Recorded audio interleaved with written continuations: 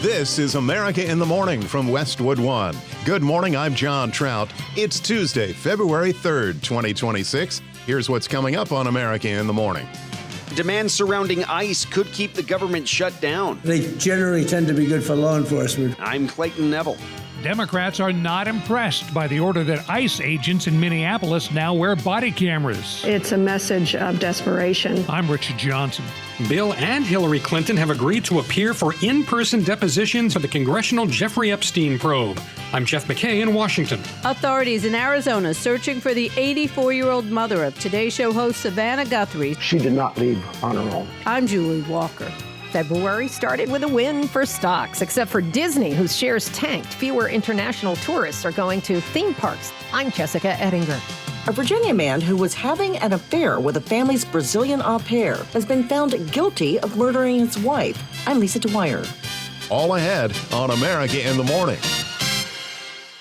President Trump urges the U.S. House of Representatives to pass a funding package to end the partial government shutdown. But there's still no guarantees that a scheduled vote for today will get over the finish line, with questions being raised by both Democrats and some Republicans. Correspondent Clayton Neville reports a potential holdup surrounds money for immigrations and customs enforcement. A revised Senate bill that would keep the government open into the middle of the month is being held up in the House. Democrats have demands surrounding ICE, like changes to arrest warrant laws and removing agents' masks. Republican Congressman Byron Donalds told Fox News that agents are doing their job enforcing immigration laws in Minneapolis, and it's the protesters in that city that have led to tension and violence. Under the United States Constitution, the federal government has the sole responsibility for naturalization and deportation operations. That's number one. If Democrats want to use states like Minnesota to oppose the federal government, then it's Democrats who want to nullify the United States Constitution. Republican Senator John Thune says the legislation includes better training. We need to address not only issues like increased training for ICE officers, but things like preventing the constant harassment and worse that officers have faced for simply trying to do their jobs. Homeland Security Secretary Kristi Noem now directing all federal agents in Minneapolis to wear body cams. President Trump was asked about that directive. They generally tend to be good for law enforcement because people can't lie about what's happening. So it's generally speaking, I think 80% good for law enforcement. But if he wants to do that, I'm okay with it. Democratic Senator Chuck Schumer said the intimidation factor needs to be addressed. This idea that Johnson has that ICE people should be able to wear masks. Police officers don't wear masks all across the country. And if anyone needs to be identified, it's these abusive thugs. House Minority Leader Hakeem Jeffries told reporters taxpayer dollars should be spent to make life more affordable. The lower chamber's expected to vote on the measure today. President Trump took to social media to say the legislation needs to pass without delay and insisted there can be no changes at this time. I'm Clayton Neville. Good police policy or just smart politics? Homeland Security Secretary Kristi Noem's new order for federal agents in Minnesota has drawn both positive and negative reactions. That and more developments in Minneapolis from correspondent Rich Johnson. Noem is ordering that all Homeland Security agents on duty in Minneapolis wear body cameras, a move her boss likes. They generally tend to be good for law enforcement because people can't lie about what's happening. But President Trump told reporters in the Oval Office the decision was Noem's. As for the message beyond the White House, It's a message of desperation. It's a message too late. It's a message of a lack of professionalism. Pennsylvania Democrat Madeline Dean says DHS has for months had the money for body cams since the big, beautiful bill included a $20 million line item for the equipment. Funding was never their issue. They just never wanted to do the job well or do it right. Dean's comments courtesy of Bloomberg. All federal law enforcement agents were required to wear body cameras until President Trump rescinded the order when he took office a year ago. Meanwhile, more protests outside Target stores. The Minneapolis-based chain has experienced ICE arrests of its workers, and Heather Heckler of the group Unidos Minnesota told one rally it's time for Target to be heard. We're asking you to speak out against the violent abductions of those workers.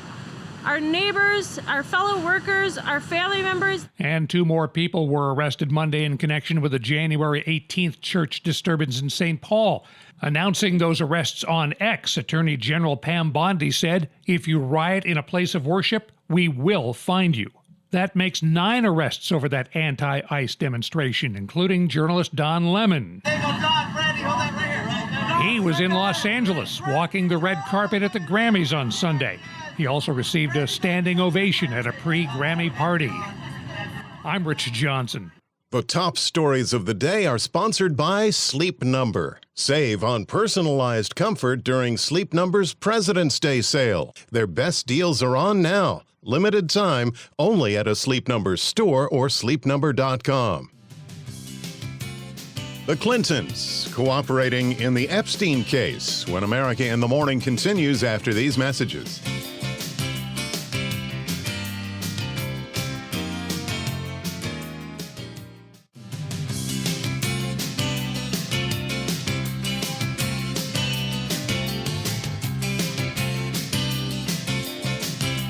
Welcome back to America in the Morning. Another snowmaker headed toward the east. Here's AccuWeather.com meteorologist Matt Rindy with details. That's right. We have another system headed into the eastern U.S., though the impacts from it should be far less than the storm this past weekend. This area of low pressure will be starting the day in southern Missouri with some rain and snow showers through southeast Missouri to start the day and a few rain showers along the cold front into northeast Texas.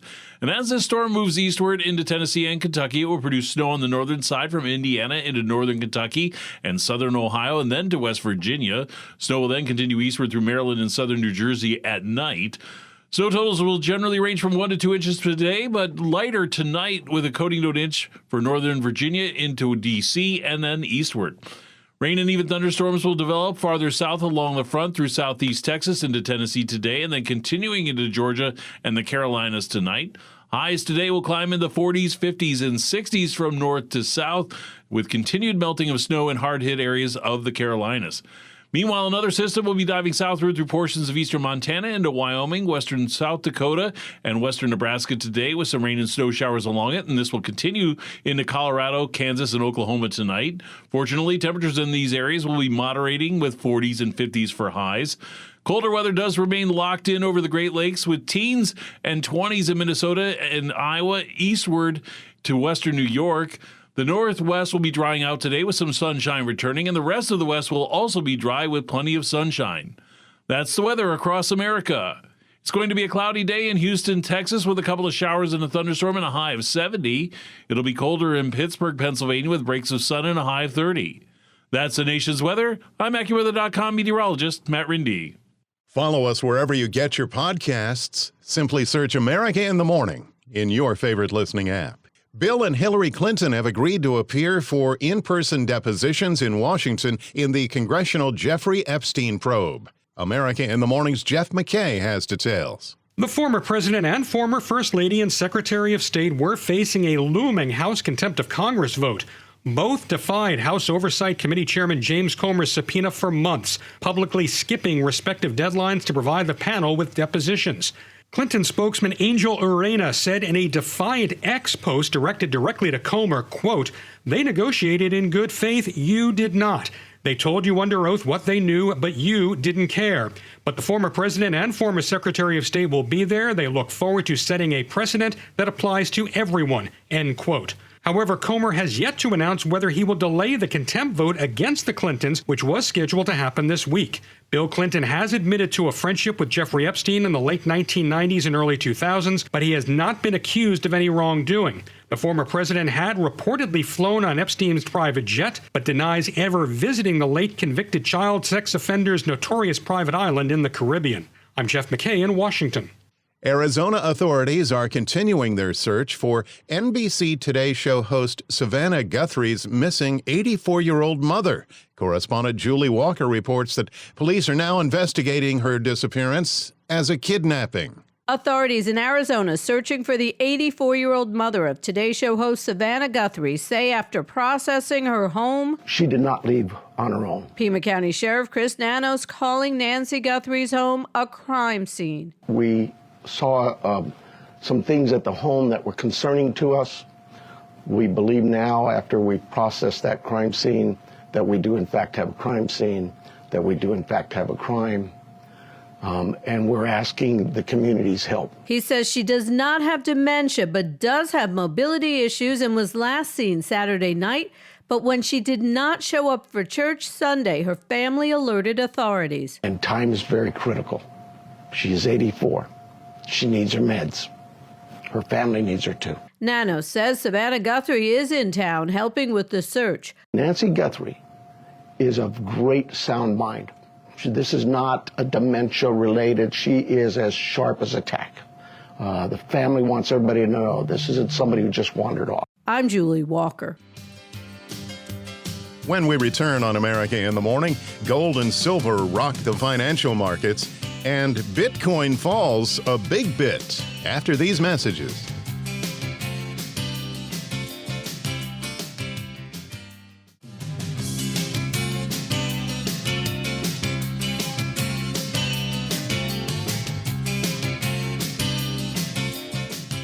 With news making business headlines today, here's CNBC's Jessica Ettinger. Wall Street opens this morning after a winning day for the major averages yesterday to start February trading. A surprisingly strong report came out on manufacturing, and there was word of a possible U.S.-India trade deal. Disney had its worst day yesterday, though, since last November.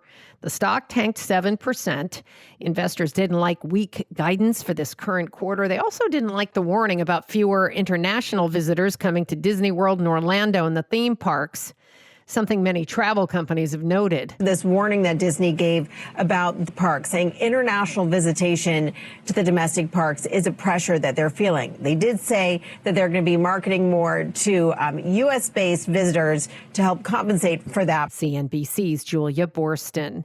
Bitcoin down again yesterday on a 4-month losing streak. It's now almost fully given up all of its Trump election gains. So yeah, we're looking at a 4-month losing streak for Bitcoin. Longest stretch we've seen since before the pandemic. It's now almost fully retraced the entire post-Trump election move, wiping out what many traders thought was a structural re-rating. That's CNBC's Mackenzie Sigalos. Gold pulled back to about $4,700 an ounce, less than 1% yesterday. Silver recovered about 2% from its large 26% plunge last Friday. I don't believe that our days of $100 silver and 5,000 ounce gold are behind us here. I think that this is a market where, so when you get this abnormal return, like what we saw in gold and silver over the past year, silver's up like 265%. A correction will logically follow. Blue Line's Philip Strebel on CNBC. The NFL announced its first ever regular season game in Paris for next season. The New Orleans Saints is one of the teams. The NFL's business has been slowly expanding internationally. It confirmed one game each in Melbourne, Australia, Rio de Janeiro, Brazil, Madrid, Spain, and Munich, Germany. 3 NFL games next season in London. Home buyers scored their biggest discounts in 13 years last year. Redfin says the typical home buyer got about a 7.9% discount off of the seller's list price, the largest since 2012. Redfin looked at MLS data. They compared original list prices for homes on the market with final sale prices. The typical buyer saved about $30,000. Nearly 2/3 of all sellers lowered their home's list price last year. No jobs report this Friday because of the government shutdown. On today's watch list, we get earnings from Pfizer and Chipotle, and we get some January new car sales numbers. CNBC's Jessica Ettinger with Tuesday Business. When we return on America in the Morning, church protest in Minnesota brings more charges after these messages.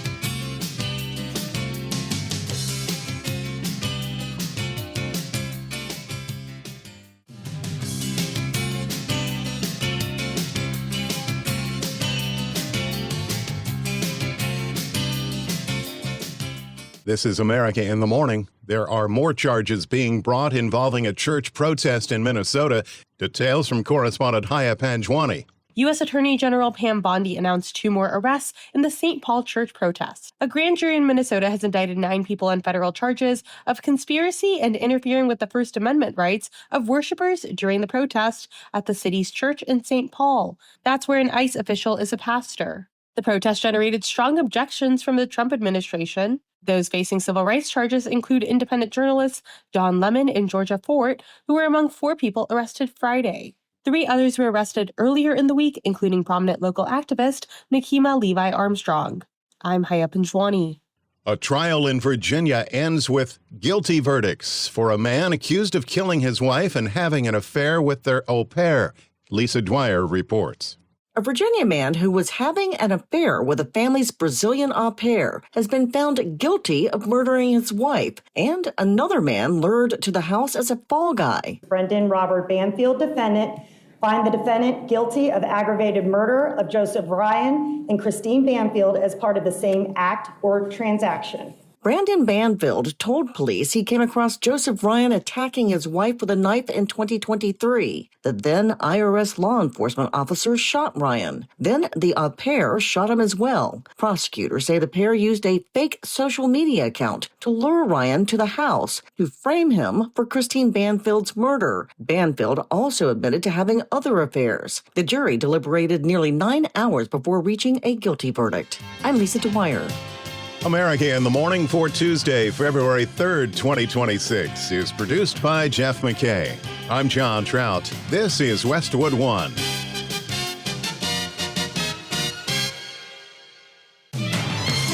This is America in the Morning from Westwood One. I'm John Trout. Coming up this half hour. The Homeland Security Department is making a shift for its officers on the ground in Minneapolis. Sagar Meghani, Washington.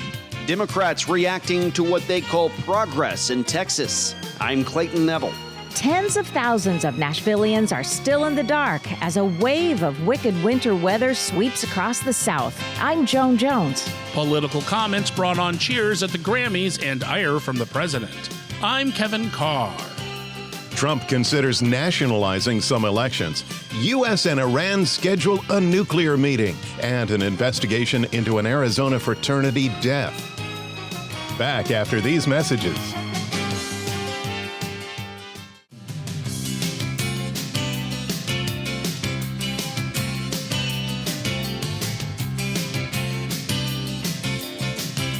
This is America in the Morning on the heels of yesterday's Groundhog Day forecast. Here's AccuWeather.com meteorologist Matt Rindy. Starting out in the western plains, we have a weak system diving southward through portions of eastern Montana into Wyoming, western South Dakota, and western Nebraska today. Some rain and snow showers will develop along it, and this will continue southward into Colorado, Kansas, and Oklahoma tonight. Fortunately, temperatures in these areas will be moderating with highs in the 40s and 50s, where colder air does remain locked in places over the Great Lakes area, with teens and 20s as far west as Minnesota into northeast Iowa, and then continue eastward to western New York. Warmer weather will be largely in the west. The northwest will be drying out today with some sun returning, and the rest of the west will also be dry with plenty of sunshine. Highs will be in the 40s, 50s, and 60s in the north, and then climbing into the middle 80s in the south. Warmer weather will also extend into the southern plains with 60s and 70s, even some 80s in South Texas.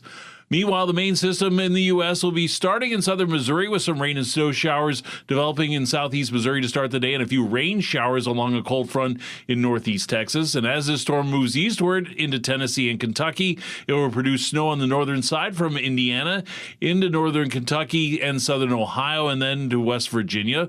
Snow will then continue eastward through Maryland and southern New Jersey at night. Snow totals will be on the lighter side, generally 1 to 2 inches today, but then turn down to a coating to an inch tonight from northern Virginia into Washington, D.C. and eastward. Rain and even a thunderstorm will continue to develop farther south along the front through southeast Texas into Tennessee today, and then continuing into the Georgia area and Carolinas tonight. Highs will climb into the 40s, 50s, and 60s. That's the nation's weather. I'm AccuWeather.com meteorologist Matt Rindy. Remember, you can follow us wherever you get your podcasts. Search America in the Morning on your favorite listening app. In the wake of the partial government shutdown, Washington correspondent Sagar Magani reports on a big shift for Homeland Security officers who will now wear body cameras, a point that House Minority Leader Hakeem Jeffries, speaking on Fox News, said needed to be done. The Homeland Security funding bill was before the House prior to the cold-blooded killing of Alex Pretty, and the overwhelming majority of House Democrats voted against it, and we were very clear why we were voting against it, because we believe that there should be a prohibition on ICE deporting or detaining American citizens. We believe that ICE should conduct itself like every other law enforcement agency in the country. We believe that ICE shouldn't run around with masks. We believe they should have body cameras. Fine, but let me ask you a question. We believe that judicial warrants should be available before ICE is storming Let me ask you a question, if I may. or ripping people out of their cars. The Homeland Security Department is making a shift for its officers on the ground in Minneapolis. Amid public scrutiny of how immigration enforcement agents are behaving, Democrats like House Minority Leader Hakeem Jeffries have been demanding it. The American people want to see body cameras turned on. Now, Secretary Kristi Noem says every Homeland Security officer on the ground will be immediately issued such cameras, including ICE officers. She says the program's being expanded nationwide as the money is available. Well, it wasn't my decision. I would have, I leave it to her. They generally tend to be good for law enforcement because people can't lie about what's happening.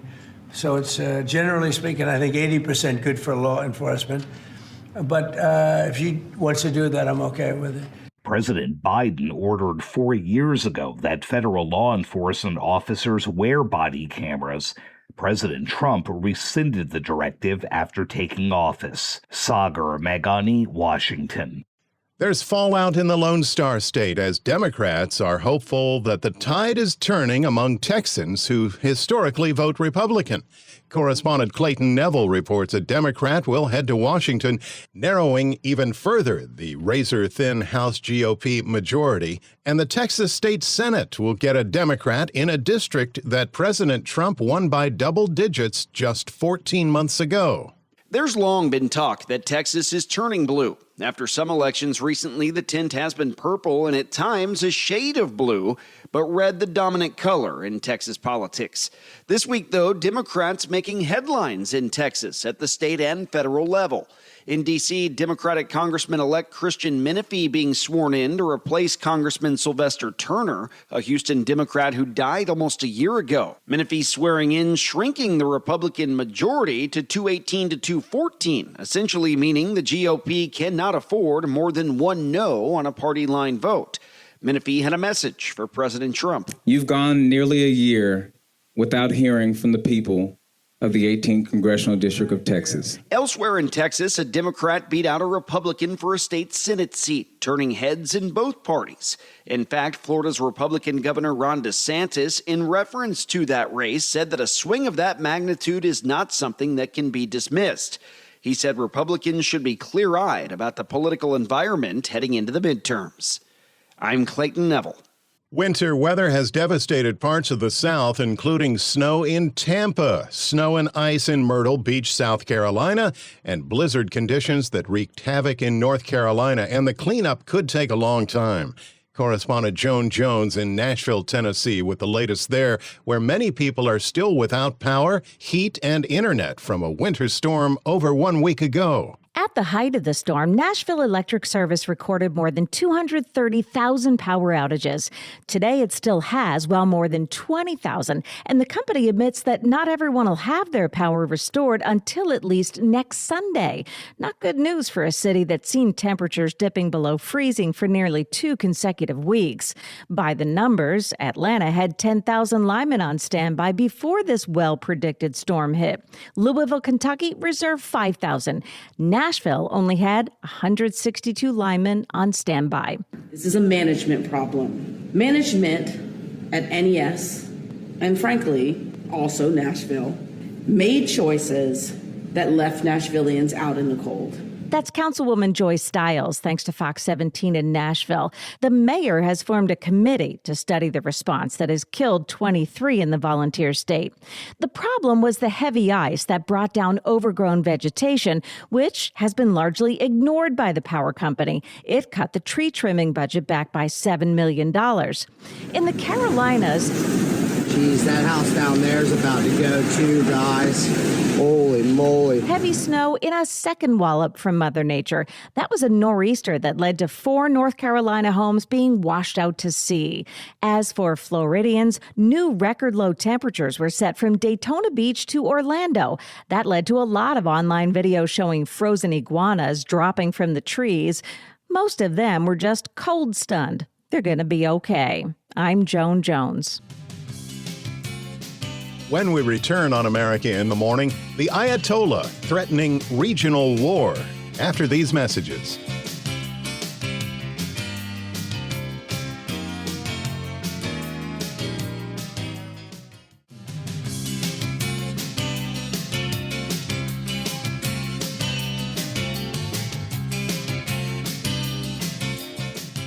This is America in the Morning. President Trump says Republican lawmakers should nationalize voting. Speaking to podcaster Dan Bongino, who recently stepped down from his role as the FBI's deputy director, urged Republicans to take over elections and nationalize the process, saying that there are at least 15 places in the nation where the federal government should oversee the ballots and elections.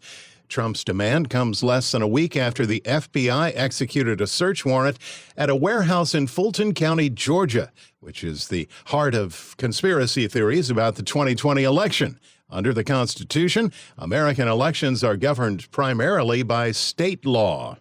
Saber rattling out of Iran after the Ayatollah said any action by the United States against the Islamic Republic would lead to what he called a regional war. Correspondent Donna Warder reports this, despite the Trump administration announcing that the U.S. and Iran would hold nuclear talks on Friday. Iranian Supreme Leader Ayatollah Khamenei says that if the Americans wage a war at this time, it will be a regional war. And Khamenei says that Iran is not the instigator and doesn't seek to attack any country. But he says the Iranian nation will deliver a firm blow to anyone who attacks or harasses it. President Donald Trump has threatened to militarily strike Iran over its crackdown on recent nationwide protests. And the comments from the 86-year-old Khamenei are the most direct threat he's made so far, after Trump sent U.S. warships to the Arabian Sea. I'm Donna Warder. 3 college students in Arizona, all members of a fraternity, are under arrest after what police are describing as a hazing death of an 18-year-old. Lisa Dwyer reports.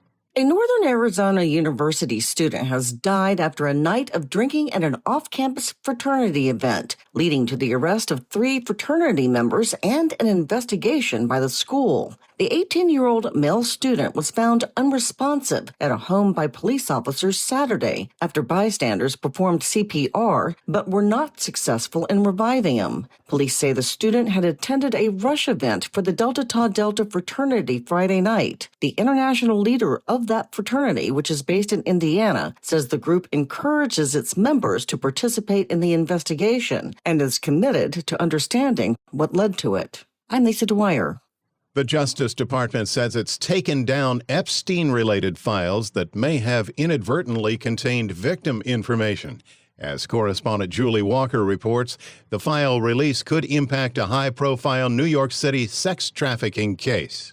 The Justice Department says it's taken down several thousand documents and media that may have inadvertently included victim-identifying information since it began releasing the latest batch of documents related to financier Jeffrey Epstein Friday. That release of sensitive information drew an outcry from victims and their lawyers, the DOJ blaming the release on mistakes that were technical or human error. The issue came up Monday at the sex trafficking trial for the Alexander brothers in New York. Their lawyers asking a judge for a mistrial because their names came up in the Epstein documents without necessary redactions. The Justice Department also saying remaining documents to be released were primarily related to civil litigation that might require a judge's approval to be made public. I'm Julie Walker. Even an old tech dog can learn new tricks, lessons learned after setting up his own AI agent. The new old tech guy is Chuck Palm.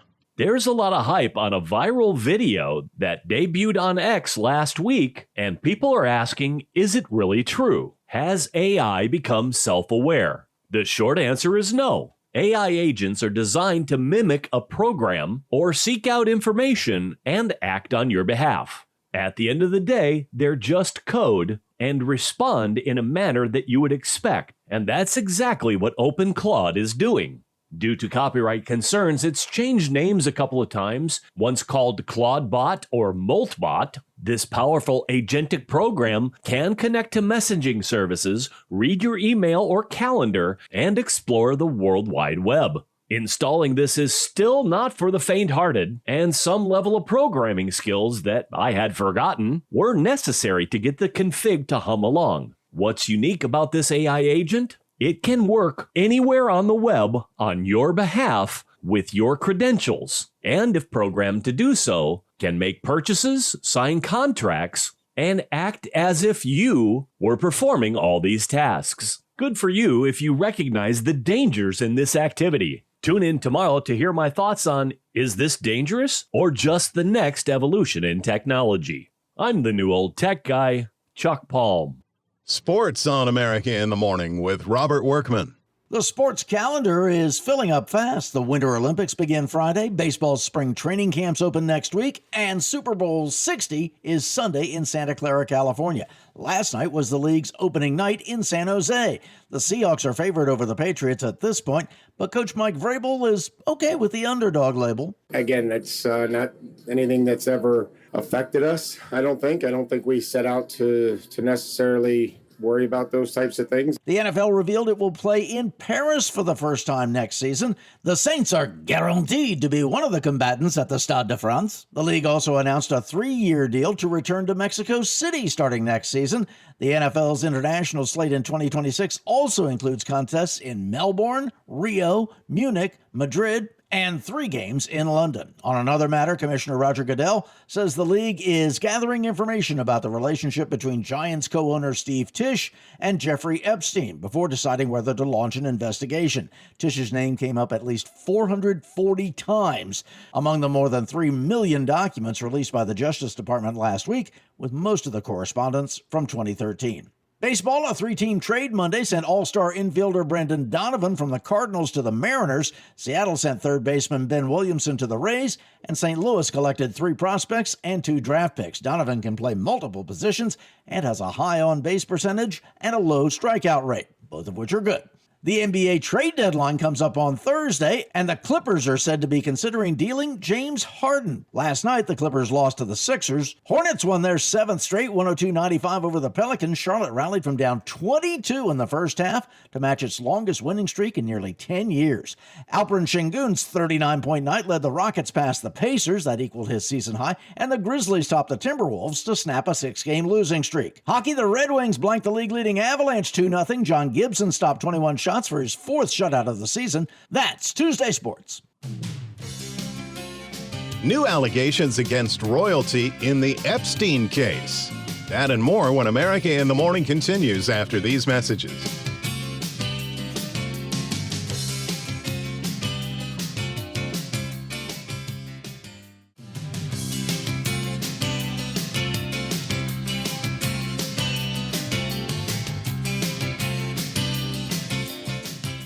In a severe case of royalty behaving badly, there are both new criminal allegations and an Epstein scandal involving Norway's royal family. Correspondent Jennifer King reveals new charges against the son of the Scandinavian crown prince and alleged Epstein links to Norway's crown princess.